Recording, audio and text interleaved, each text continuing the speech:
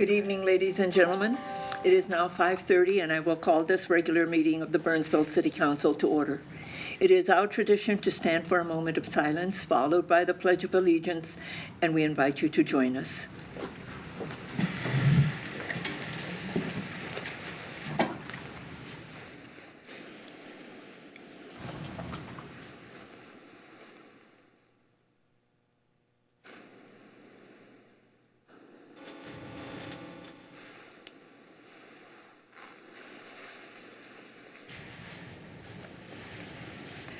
I pledge allegiance to the flag of the United States of America and to the republic for which it stands, one nation, under God, indivisible, with liberty and justice for all.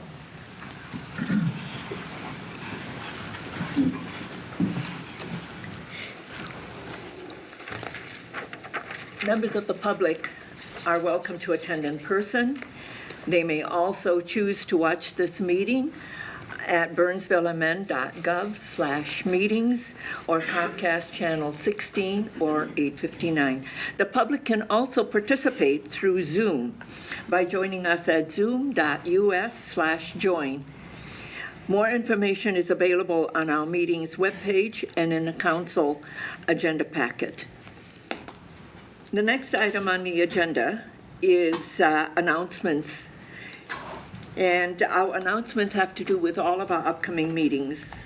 Regular council meetings are scheduled for Tuesday, January 7th at 5:30 p.m. and Tuesday, January 21st at 5:30 p.m. We have a work session that's scheduled for Tuesday, January 14th at 5:30 p.m. The next item on the agenda is citizens' comments. This is the opportunity for anyone that would like to address the council on an item that is not on the printed agenda and not an application form that will be coming before us at a future date. Is there anyone who wishes to speak to the council? I believe I have two people who have signed in to speak, Mrs. Andrea Grazzini and Mrs. Susan Bissonette. Would you like to come to the podium, please? Andrea, or yes? Yeah. Yes, and give us your name and address for the record. I'm sorry? Give us your name and address for the record. Yes, Susan Bissonette, 141. And that's Frontier Lane. Yes. Okay. So I'm part of the neighborhood I live on Ellie Magnet Lake. I'm directly across from the site that is being considered for pickleball. And so I'm not on a council or have statistics or anything. I just have concerns, and that's what I'd just like to just address really quickly. I mentioned some of them last week, and I just want to, go over. Number one, our lake is very, it is a really unique spot in Burnsville, and just the way it's physically laid out. We have at least one eagle nesting on the lake, and we have not got loons now. There were loons at one point, but they didn't come back. And so I am very concerned about the ecosystem of our neighborhood. I don't know. I know that just the sound and the light would discourage most animals from making that part of their habitat. That's very disturbing. And I don't have any statistics on the fact that there's a lot of hardscape up on the area where the ball fields are. But I know that from hearing from the group that it seems that runoff would be happening right in our lake. And I just know that people are aware that Alley Magnet is on a very it's not a really well lake. It's pretty sick with a lot of phosphorus. I know we were trying alum, but there's a lot of weeds in the lake, and I moved here 4 years ago. I built a rain garden. We pick invasive weeds. We're very involved in the lake itself. My husband has picked buckhorn, and I'm concerned because I guess I can't really understand why City of Burnsville, after they're saying yes, we need to get the lake healthier. I'm just wondering how it would ever be that a pickleball court would be considered, because it's such a affront to the whole system next to the lake. And I guess I feel like more studies should be done as to what another good place in Burnsville would be, because pickleball is important. It's a lot of fun. People love it. But I think there's too many environmental problems, and I am concerned that we're too far down the road now, and that everybody is stuck on having this pickleball at the park. And I guess I would like to know, how likely it is. I don't hear what the agenda is as far as other sites, if other sites are going to be looked at, and if so, are they on the schedule, and can we know where those other sites are? Okay, thank you so much for coming in. You're welcome. And sharing your thoughts with us. Thank you. Yeah. Okay, Andrea Grazzini.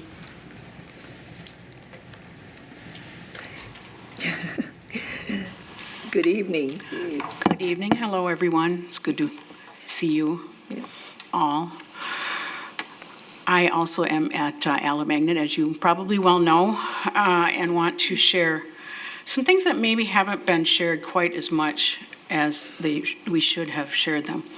We are, as many people have said in our group, not at all against pickleball courts. I've played pickleball. We play it at my cabin. Love it. It's all good.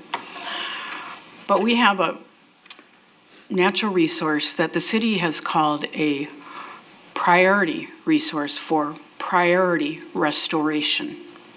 And that resource is a resource unit. In fact, it's not only a lake, it's also the park. Both of them are listed in multiple years of city plans for priority restoration, not for mitigation, restoration, to be clear. I understand you guys have a lot on your plate. You may not be looking back at all your plans like I've been doing. You might not want me looking back at those, not that they aren't earnest, but there's a lot of detail in those that is absolutely counterintuitive to putting a pickleball court at Lake Alamagnet Park. That particular area has been named by the Project for Land Trust at least twice as one of Burnsville's 5 top heat islands, surrounding and enveloping the exact spot where you're talking about putting pickleball. A certain number of people can play pickleball and like to play pickleball and will play pickleball. A certain other number of people like parks and like to hike. And then there's another certain number of people in any city that don't really do either. They don't go to parks at all. We are, as a city, I would say, violating our duty to those citizens more than pickleball players or even maybe somebody like myself if we install a pickleball court there. Because a pickleball court can improve the health of a few people that play it, for sure. So can a lot of other things. Walking in parks, we have all kinds of research that shows that it's very good for health, for mental health, for physical health, for all kinds of things. What isn't as well advertised, but is in city documents, is the fact that when you have healthy natural resources, you have a healthy city, period. Those people can be sitting on their couches eating Doritos, and they're going to benefit from restoring Lake Alamagnet and Alamagnet Park. Not by putting a pickleball court in there, spending more than $1 million, at least 1.3, and I would argue it's probably a fair amount more, because that 1.3 cost for pickleball includes only development, construction, or design, I suppose, and development, construction, and a few years of maintenance. It does not include any mitigation costs. We have no idea what those will cost. So I'm guessing we're closer to 2 million than 1 million for that pickleball court at Lake Alamagnet. Now let's talk about how much we spend on restoring the natural resources at Lake Alamagnet. Does any of you have a clue? I mean, I hope you know better than I do. Do you know how we fund it? Yes, we do. I figured you would. I'm sorry, I can't ask questions, that's right. It's funded, if we do restoration of natural resources, those are funded through our water bills, basically, right? And a whole lot of grants. What I'm trying to say is first of all, if you stack up the pickleball or facilities budget, which is really unfair, to the natural resources budget, it's astonishingly different. Again, that's probably not totally fair, but there is a reality that we as citizens and as the city fund our parks through our own investments, or taxes rather, and the city's investments on our behalf in those parks. We do not fund so much of our work on natural resources. Most of it is done, and you can correct me because this part I don't have the exact numbers, but I'm pretty positive most of it is done with grants. And those grants are $50,000, $30,000. They're now $2 million. What are we investing in? If we ignore years and years and years of commitments by all you, in effect, to restoring that natural resource, this is the unfinished business that first got me concerned about what's going on in pickleball. Quite frankly, I know most of you, and I thought, those guys, they care about our sustainability. They are not going to make the wrong decisions on this. I know every one of you well enough, even those who I disagree with, Vince, that I know. I'm sorry, Vince, I didn't mean to put you on the spot, but I figured you're looking at me going, oh my God. I was doing that. I know that you all are sincere in your concern for our lakes. Dan's lived on Crystal, he knows it. Crystal is not Alamagnet, as I said at your last meeting rather. Very, very different lakes. We have invested a good deal of money and some really creative solutions at Crystal, not at Alamagnet. Alamagnet citizens, I have talked to 3 past presidents of the Lake Association, none of them have ever been invited to work with the city on Alamagnet Lake. None. Now, we all have, many of us, and myself included, have tore up our backyards and put in big buffers to the lake to do our part. Many of us haven't put in impervious surfaces because the city won't let us for very good reasons. Shoreland ordinance, right? But what you did 20 years ago was really neat. At Crystal Lake, for people who don't know, the city funded, didn't get grants for, funded a very expensive and very robust solution for lake quality at Crystal Lake. What it was, in the end, was 17 rain gardens in citizens' yards. The citizens paid nothing except for 1 day of sweat equity installing them. Brilliant, but that was not us. We, meanwhile, were doing our own thing. We were cutting weeds at Alamagnet. We were funding our own treatments. We still are, as we still do, doing work at the park, taking down buckthorn, taking down invasive species, and so forth. So when I learned that that was done, again, it reinforces my knowledge of you all. But I think things are being missed. I think we're getting confused with some of the other lakes sometimes, but we're not. You should all know, and I'm happy to share ad nauseum details from your documents of how Alamagnet has not improved. I'll say it again. We have not made steps towards, we may have made steps, but those steps have not been effective in improving Alamagnet. In fact, believe it or not, Alamagnet's both water quality and TDML, which is the total phosphorus in the lake, which are the 2 measurements that the city uses to measure the quality of our lakes, both of them are worse in the last decade than they were the decade prior. And it's our evidence as a city, not my interpretation. It's the actual measurements year by year by year that show that. So while the city may have made some efforts, while we've made efforts, while Apple Valley has made efforts, we are status quo, and in fact, we're worse. That wouldn't be so concerning, except for the fact that we have lost in the last 8 years, I believe. Would be 8 years going back from 2020 when we had our last fish survey. The fish species, size, and number have plummeted. So now we have, instead of 11 species of fish in Alamagnet, like we did, I think in 2016, we now have 8. Instead of fairly decent-sized bass, my son used to get a kick out of catching, he wouldn't even lift his rod at now, because they're shrinking for some reason. They don't seem to be shrinking in numbers, but in size, they're shrinking. We kind of know the reason, but yellow perch, which is a keystone species, it's critical to the environment of the lake and surrounding, has plummeted. In my dad, who used to be the president of the Lake Association and also was the longest serving water quality guy in his work at Alamagnet for the state, was shocked when I told him, based on your documents, on our documents, on the city documents, we put 9,000 channel catfish in Lake Alamagnet. It was a brilliant idea because one of our issues was the kind of fish like carp and bullhead, in our case, that can actually create worse water quality. So catfish were introduced, 9,000, that's a lot of catfish.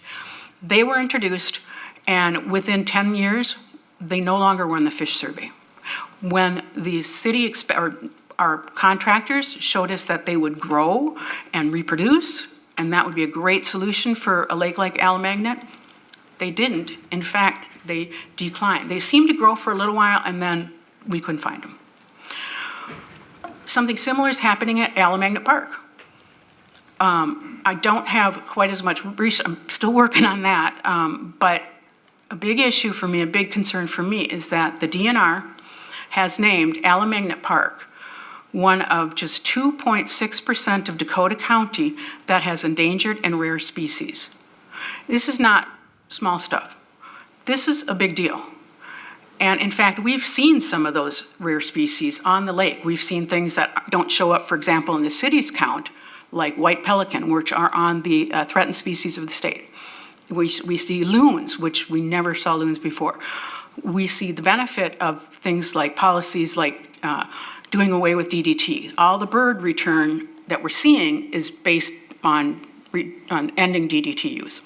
Problem is, they're not doing as well at the park, where we're going to put pickleball with its lights and a lot of noise, which research is well known, do harm to bird species.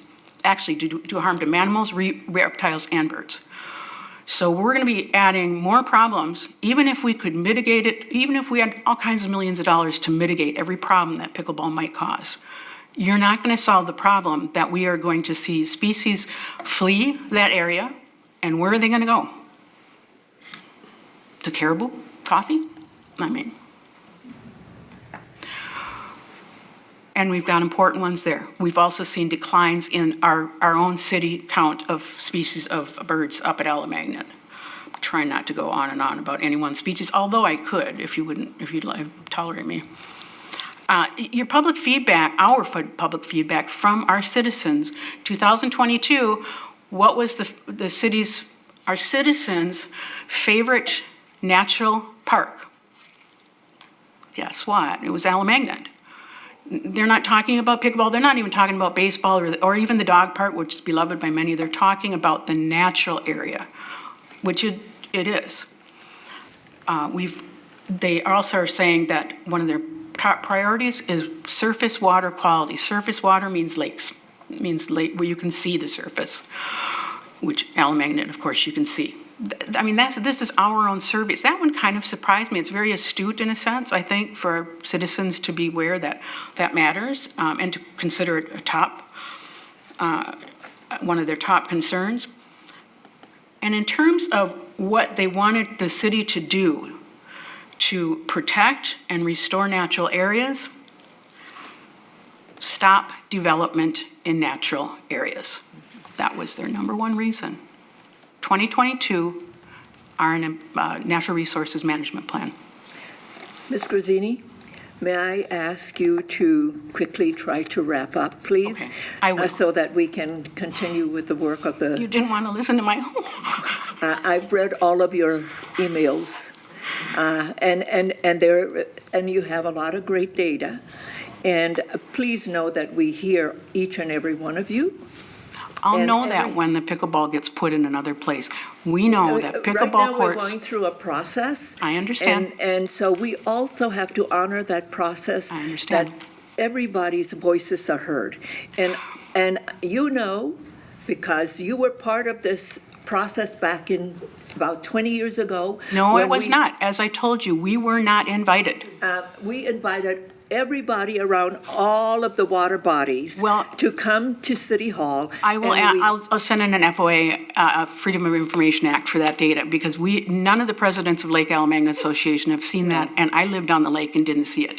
So what we So, do know is that you did invite Crystal, and that made sense. Everybody around Twin Lakes, Sunset, Early, everybody who lived on water bodies. And how I know that is because I was involved in all of that.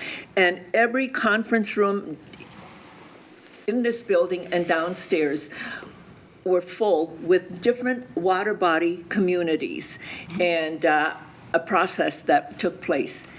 And they're the ones who also asked that we put $15 million into all of the lakes to help. I wonder if it was one watershed. We are part of a small watershed. No, I know it was all water bodies in the city of Okay, Burnsville. fair It enough. doesn't matter what watershed you were in. So, but what I'm trying to say to you is that we will continue to do better, all right? And we have to go through the process.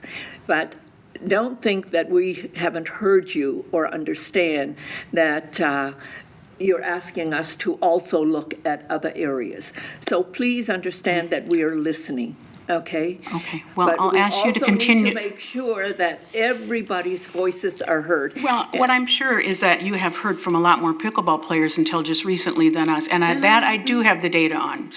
Well- Elizabeth, it is well known that they were invited. You can see your invitations are all pickleball. As a non-pickleball player, when I see pickleball in my mailbox, I'm not going to jump on it. Now, if you were to say water quality, I'm going to jump on it. So you've been targeting pickleball. And I don't mean to be disrespectful, but that's the data, that's the city's information. And I really appreciate what you said, Elizabeth. I appreciate you guys having to go through the process. I do understand that. And our process is to not let you forget our concerns. Thank you. Thank you. And you will know that, okay? And I think you have, I'm just going to hand these out since Andrea couldn't finish. She's done a lot of work on pulling things together, so we just want to share it with you. And you can take it home tonight or read it whenever you have time. It's just very good information and follow-up. Thank you. yeah. We appreciate all the work that you all have been doing in all of this, so thank you. Was this generated by Andrea? This is generated by the Equal Advocates of Alameda. Okay, thank you so much. There's no request. Mrs. Henderson, is there anyone online? No, there is not. Okay, because these are the only names that had signed up to speak. And we thank you all for coming. We see you and we hear you, and we're going to continue on with this process. And I think our staff, in the last meeting with all of you, gave you an outline of The work session? the process. Am I correct, City Manager Lindberg?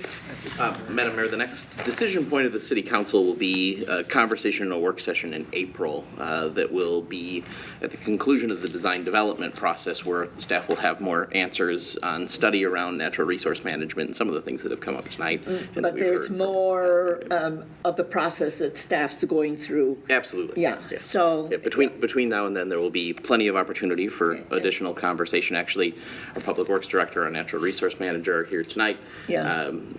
And can absolutely entertain questions or comments that folks have this evening as well. So I think Yeah. we actually have space And set I saw aside for that if they're Daryl here interested. this evening also, so. But please know that, we understand. And natural resources is very important to us.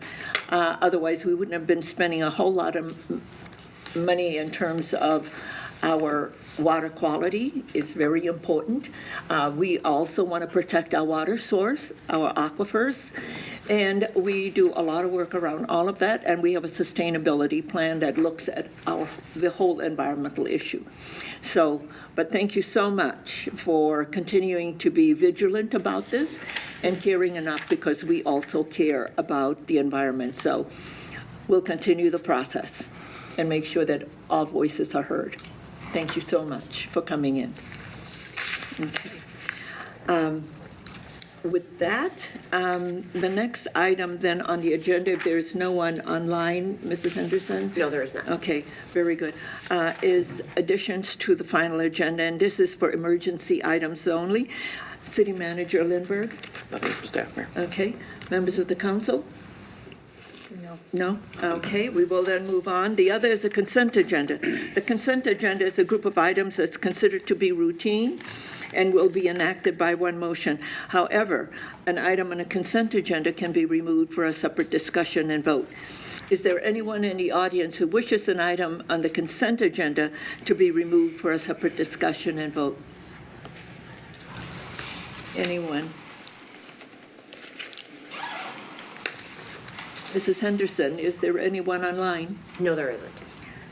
Okay. City Manager Lindberg, does staff want to pull anything? Not from staff, Mayor. Members of the council?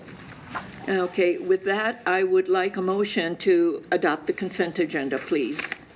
Move to approve. Second. There's a motion and a second. All in favor, please say aye. Aye. Aye. Opposed, say nay. And the motion carries. Thank you. We are now at the regular agenda.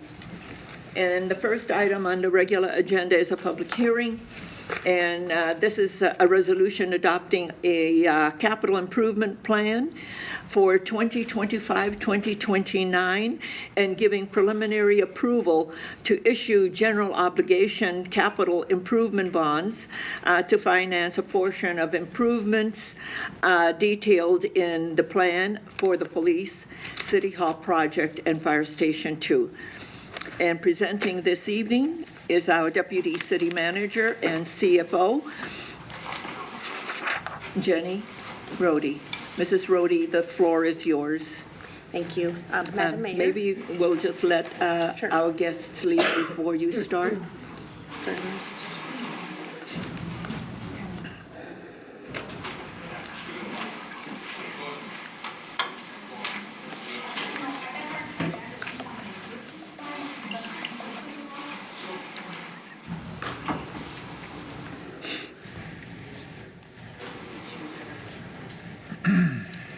Can you shut the doors, please?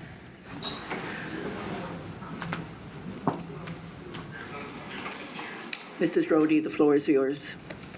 Madam Mayor, council members, the item in front of you tonight is the approval of the CIP plan and preliminary approval for issuance of bonds related to the Police City Hall project.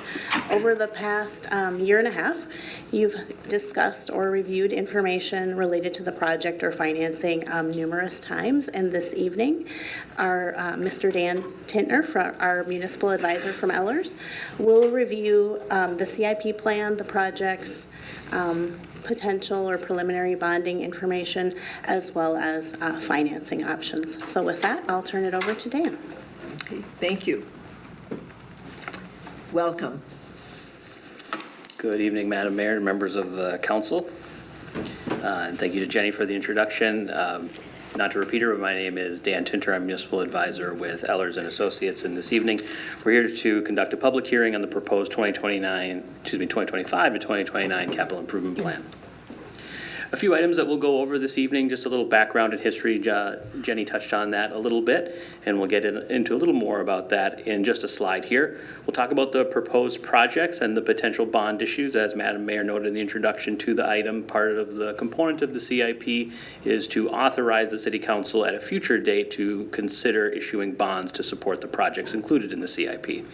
We'll talk about some funding alternatives and the funding source the council has selected to support the debt service on the projects, particularly franchise fees, and how the council kind of arrived at that decision. Like always, we'll talk about some recommendations and some next steps, and since it is a public hearing at that point in time, If the council and the mayor considers it in order, you can open the public hearing to accept comments on the plan. So what is a CIP? From time to time, this can be a little confusing because we talk about the CIP as a mechanism to issue bonds, and per statute it is. But it's different than the CIP that you adopt as a part of your budget. So in order just to clear up perhaps some terms of art here, the CIP that you talk about that gets adopted with your budget, that's all of your capital projects and plans. The CIP this evening we usually refer to as a bond CIP, and it's being considered and potentially adopted this evening pursuant to Minnesota Statute Section 475, which specifically requires the council to make a series of findings related to the potential capital projects, conduct a public hearing, and then accept comments. And then if the council were to adopt, that would then provide you with the authorization to move forward with the projects and the bonds. It's worth noting that the document itself has been available on file at City Hall since December 2nd. And unless Jenny would correct me, I believe at this point in time, the city has not received any comments on the plan itself. It is a 13-page document, and it includes a series of findings related to the conditions of the existing infrastructure, the likely demand and estimated cost for the proposed improvements, the available public resources. We talk about the level of outstanding debt in and around the city, the relative benefits and costs for the proposed uses, the operating costs of the proposed improvements, and perhaps my favorite part of the CIP, the opportunity to share facilities with other local governments. So, and as you can tell from the document itself that, of course, the council's been furnished with, it is fairly comprehensive and addresses all of these questions and makes the appropriate findings in order for the council to basically move forward with the statutory process to issue bonds. So Jenny touched on this a little bit. It's been a long time, a long-term financial management planning timeline. In fact, if you look at these boxes, all but one of them represents a city council meeting or work session.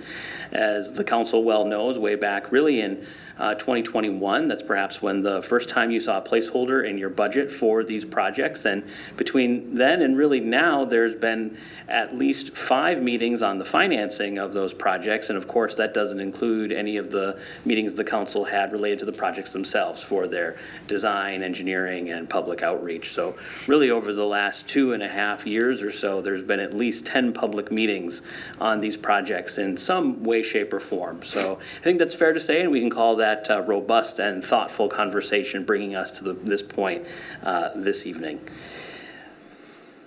The one thing I would mention is that the projects and really the financing ultimate costs for them are informed by several studies, not least of which are the financial management plan, the facilities funding analysis. We conducted a review with S&P Global, your credit rating agency of records, their rating evaluation service. We also conducted a franchise fee class rate study to determine the appropriate sizing of the franchise fees to support the debt service over time. This slide also does not include the organizational assessment that was conducted by CLA, the space needs and assessment, and some of the design engineering that was conducted by BKV and CNH. So as you can tell, really, from all of the process to date, the council has heard from a number of quarters that have ultimately informing the CIP this evening.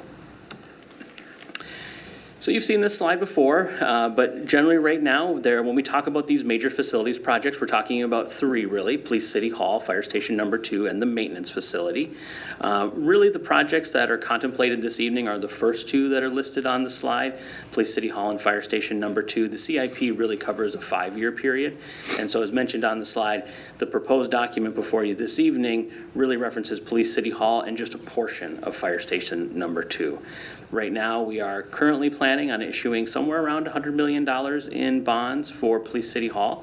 At some point in time in the future, for Fire Station number 2, the city would consider issuing potentially up to $30 million. But right now, the CIP is currently contemplated only includes a portion of Fire Station number 2, really to get the ball rolling on that project when the time comes. Design, engineering, land acquisition if necessary, and other costs. So these are the two projects that are included. Police City Hall, right now, if you look at the attachments or the exhibits to the plan, a not-to-exceed cost of $100 million. We're proposing a bond term of 20 years.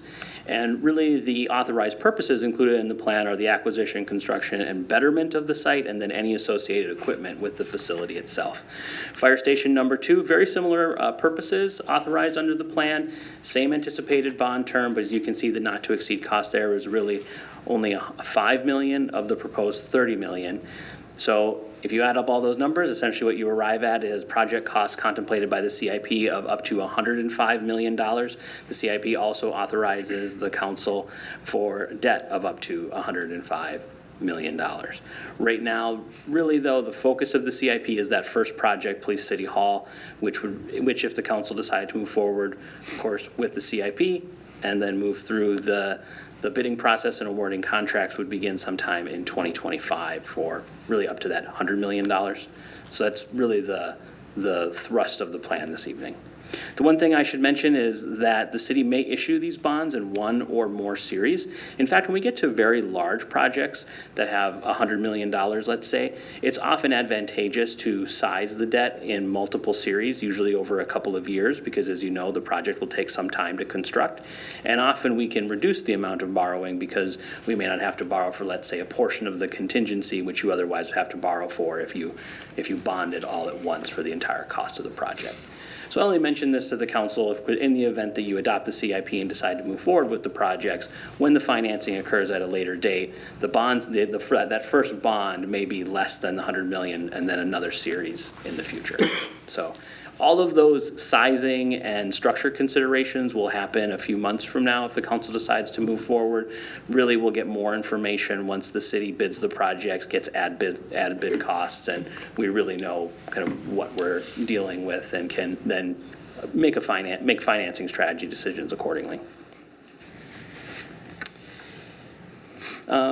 Excuse me. The other thing I would mention, just for the public's benefit, really, why are these projects included in the CIP? There's a handful of items for each of them, and this is outlined in more detail in the document itself, so I'll just summarize here. Police City Hall really has a lack of space to accommodate the additional staffing needs over the next 5 years and really into the foreseeable future.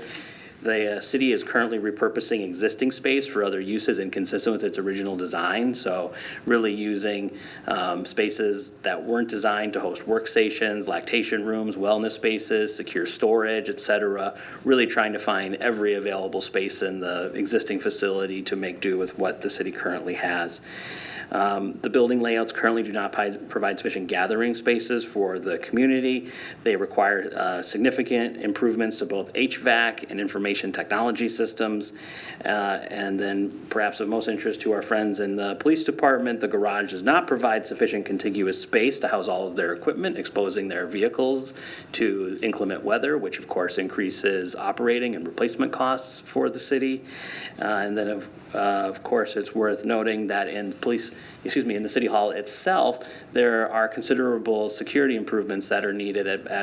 At present, the public maintains access to both levels of the facility, really without the supervision of staff.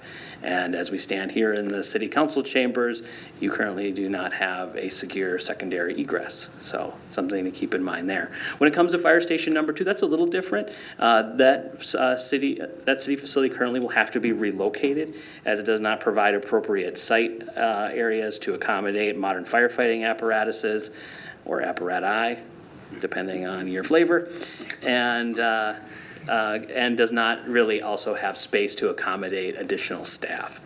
It requires significant improvements like City Hall to HVAC and its information technology systems, and really it needs more capability to support perhaps most importantly, the health and well-being of the city's firefighters, which of course will improve their quality of living and enhance city services. So just a quick rundown of really the cost of the projects, the proposed financing, and really the reason why the city has come to this point and is proposing to move forward with them at this time. So let's get into the really fun stuff, the possible bond terms. So right now, included in the CIP itself, we have 20-year bond schedules. We are really finding the 20 years fits the proposed use of the facilities to meet the tests in the bond statutes.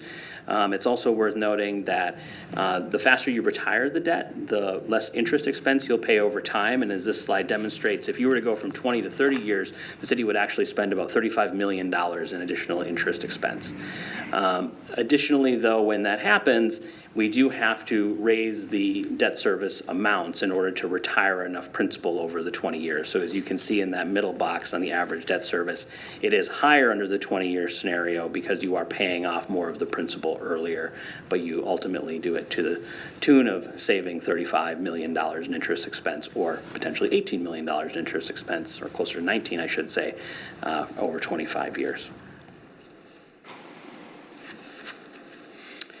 So when it comes to the debt service funding options, the City Council considered a number of alternatives, and this slide perhaps doesn't do as much justice to the robust conversation the Council had regarding these three alternatives, but really for the points of our conversation tonight, I believe it's a nice summary. Really, option A is the franchise fee alternative. It's worth noting that the City Council's current policy has been to fund, at least recently, your major facilities projects using franchise fees. So as noted in the slide, that's consistent with the city's current policy. It also captures tax-exempt properties, or those properties that don't pay property taxes, but otherwise receive a benefit from having state-of-the-art facilities for police, firefighters, city hall, and potentially many years from now, a maintenance facility. Ultimately, when we crunch the numbers, they also have the lowest overall cost per residential payer, assuming a median valued residential household. And really, when you look at the other two options with property taxes or a combination thereof, we had looked at a 50-50 combination. Both of those were inconsistent with the city's past practice of funding those major facilities using franchise fees. It either excluded or only partially captured those property tax exempt properties, and particularly with option B for the residential payer, that was actually the highest cost to move forward with the property tax component. And then option C, the combination, it was more complicated. We were using two different funding sources, so really it was potentially more confusing. We would have to use a technical finance term, a bit more splaining to the public about how it is you are financing the facilities, which of course can create some consternation on the part of the property tax and ratepayers. So ultimately, what ended up happening after the council provided guidance to move forward with the franchise fees, the council also looked at some variations on the franchise fees and actually looked at three alternatives, settling on what we ended up calling option 2. Really variable increases across the different rates. So what ends up happening under this scenario is the increases are really between 100 and 160%, depending on the classification. Additionally, the proposed franchise fees reflect a comparative analysis that the council requested for the franchises. So we looked at your 15 peer communities as well as a handful of other communities in and around the metro, and we designed the fees to have a same or similar structure to make sure that you were at least in the same design or structure as your peers. So this looks very similar to what we would see in those 15 other communities.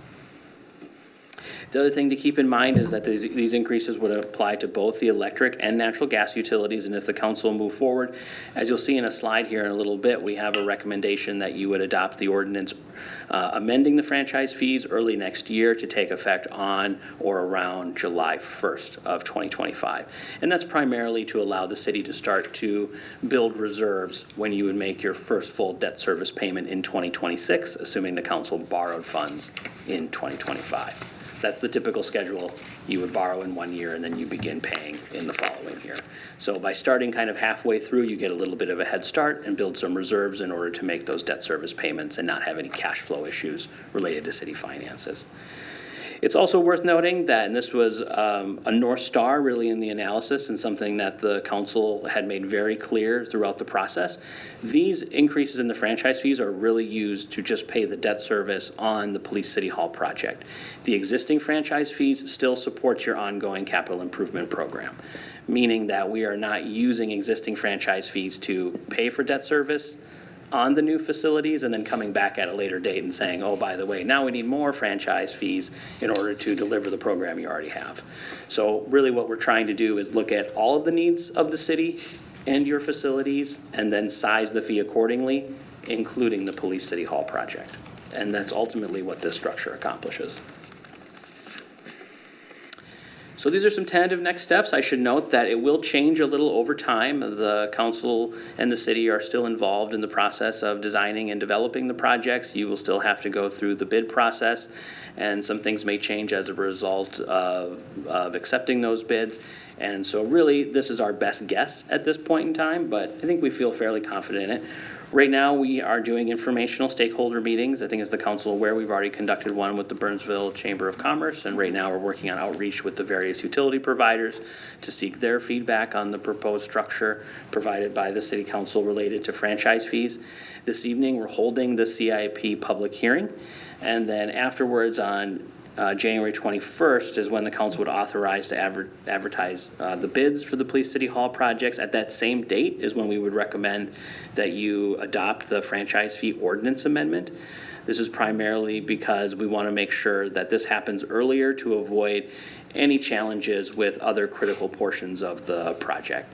If for whatever reason the council decided not to move forward with the project, you could always cancel the amendment and not adjust the fees. But certainly by adopting it earlier, we could notify the utility providers earlier, and we would ensure that the council starts collecting those revised fees by that July 1st date that I mentioned before. Right now, at this point in time, you would accept bids and award contracts and call for the sale of bonds on April 8th. So I think we can call April 8th a doozy of a council meeting. That will be have a lot of moving parts there. And then right now, we are planning on awarding the sale of bonds on May 6th. That May 6th date will be important because of the size of the project and the financial position of the city. We'll want to make sure that the city has bond proceeds in hand so we can start making those first progress payments without potentially having to use any of your city investments. So really making sure that, and what this schedule is designed to do, is to line up the timing of the project with the financing with when we think the city will receive its first bill, and you would have to make your first payment on the capital projects themselves. So really, based on all of the analysis and process to date, Ellers recommends, and of course, Madam Mayor, if you consider it to be in order, that you open the hearing to accept public comments. After accepting public comments, close the hearing, and then included in your agenda packet this evening is a resolution as outlined by the mayor at the top of this item, approving the CIP that I've just discussed and giving that preliminary approval to the issuance of the capital improvement plan bonds. I would stress, and not necessarily to repeat myself, that this only gives preliminary authorization for the bonds. As you saw on the schedule before, there would be a number of items where the council would still have to take positive action, most notably, at least from the financing perspective, calling for the sale of bonds and awarding the bond sale. So the last thing I'll say is if you approve the CIP, you are still under no obligation to issue the bonds. This really just allows you to make a decision in the future if you decide to issue the bonds by meeting all the statutory tests that are required for the CIP bonds. I will say I can't help but look at Jared every time I say statutory.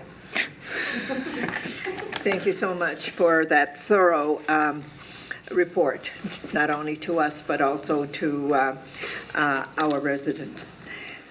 Are there any questions for Mr. Tinter? I mean, we've gone through study sessions with him and staff. Are there any questions? Councilmember Keeley? Mr. Tinter, can you quantify some of the numbers that you referred to in the presentation, comparing a franchise fee going to all properties in the city through the electric and gas versus a property tax levy and what that homeowner would pay on a levy increase versus what they would pay in those numbers that you showed for residential franchise fees? Madam Mayor, members of the council, yes, we can, I guess, move into the epilogue of the presentation.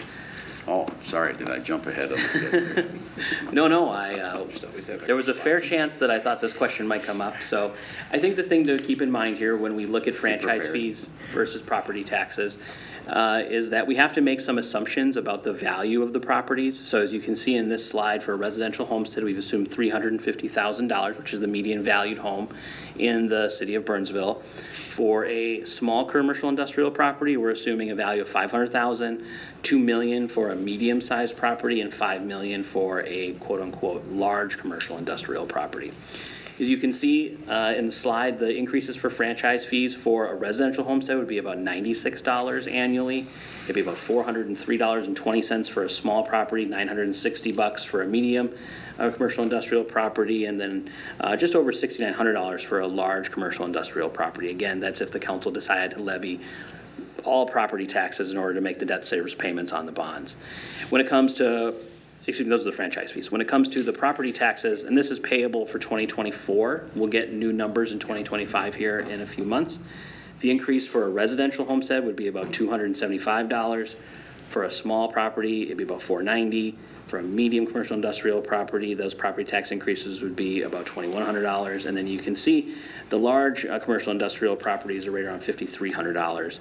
And as outlined in the orange box, really compared to when you compare franchise fees and property taxes, the residential homestead payer pays less under the franchise fee model. The small commercial industrial property pays less under the franchise fee model. The medium commercial industrial property pays less under the franchise fee model. And then the large commercial industrial property ends up paying more under the franchise fee model. But I would remind the council in the discussion that we had in one of the work sessions, there was a decision made to essentially increase the commercial industrial rates, especially for the large commercial industrial properties, a little more on a percentage basis than the residential rates. Really under the theory that the folks that are using the public rights of way to deliver goods and services for their business are really benefiting from the use of public property, whereas folks that are using those public right of ways to heat and cool their homes or to cook food, they're really using those public utilities just for the care and enjoyment of their home. So the idea essentially being that the residential payers, their increase is a little less, and the large commercial industrial, their increase is a little more. Now, I say a little less and a little more because we're still talking about a 100% increase for the residential payer, and we're talking about a 160% increase for the large commercial industrial payer. So essentially, even though the council has made a decision to make the structure perhaps to use the tax term a little more progressive, everyone is still chipping in with a pretty, with a considerable increase in the franchise fee. Thank you. Question for staff. How many businesses fall into that large group? Or maybe Mr. Tinter knows the answer to that question. Yeah.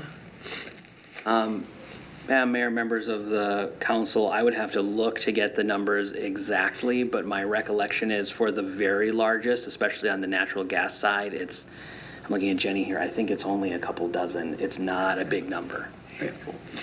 In fact, I think the thing to keep in mind here when we look at this, your residential ratepayers in terms of number of customer accounts make up 90% of the average customer counts, and then 10% is commercial industrial. Thank you. Well, that chart is perfect because it really lays out the case for using franchise fees where everyone pays for these police, city hall, fire, essential services, right, compared to putting that burden on just those property taxpayers who have a property tax burden. It's quite stark to see the difference of $275 versus $96. That's a big savings to be able to invest in the infrastructure for city hall and police and eventually fire for the next 30 to 40 years. So I appreciate that. Thank you. Okay. Any other questions from Mr. Tinter? If not, I will now open a public hearing. Is there anyone who wishes to speak to this item? Anyone who wishes to speak to this item? Mrs. Henderson, anyone online? No, there is not. Okay. Seeing no one, I will close the public hearing. Members of the council, before us is a resolution to adopt and approve a capital improvements plan and giving preliminary approval to issue general obligation capital improvement bonds. Move to approve. Second. There's a motion and a second. All in favor, please say aye. Aye. Opposed, say nay, and the motion carries. Thank you, Mr. Turner. Thank you, Deputy City Manager and CFO Jenny Rhodey. Thank you, City Manager Lindberg, and all of our staff who have worked so hard on all of this. And wishing everybody a very Merry Christmas and Happy Holidays. Member of the council, there are no other items to come before us this evening, and a motion to adjourn is in order. So moved. Second? There's a motion and a second. All in favor, please say aye. Aye. Opposed, say nay, and the motion carries. Thank you, everyone. Have a good night. Merry Christmas.